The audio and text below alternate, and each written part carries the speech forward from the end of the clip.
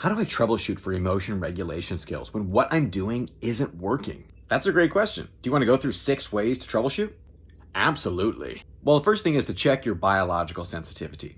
Ask yourself, am I biologically more vulnerable right now? Do I have untreated physical illness or distress? Am I out of balance with my eating, sleep, and exercise? If I have medications, have I taken them as they are prescribed? Okay, and then what?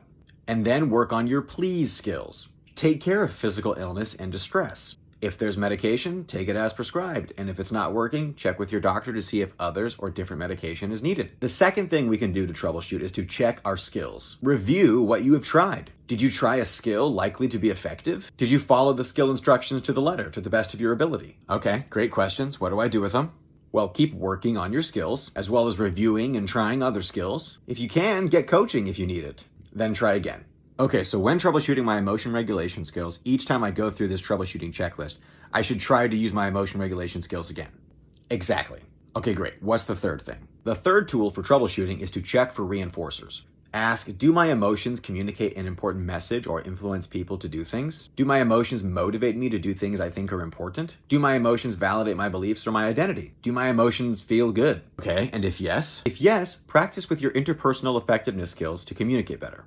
Or work to find new reinforcers to motivate yourself. And practice self-validation. And then do pros and cons for changing emotions. Okay. The fourth thing we're going to check is our mood. We can ask, am I putting in the time and effort that solving my problem will take?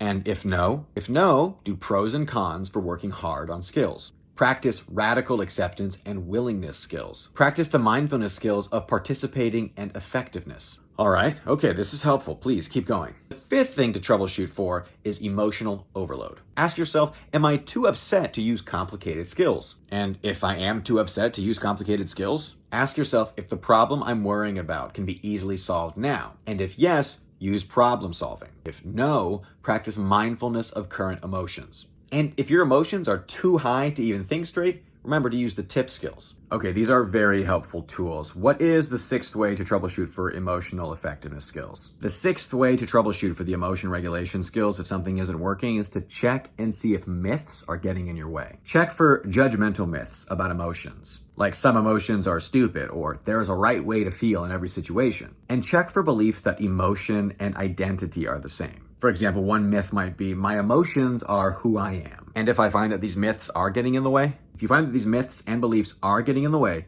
check the facts, challenge the myths, and practice thinking non-judgmentally. Okay, awesome. Are you feeling a little more equipped for troubleshooting emotion regulation skills when what you're doing isn't working? Absolutely. Thank you.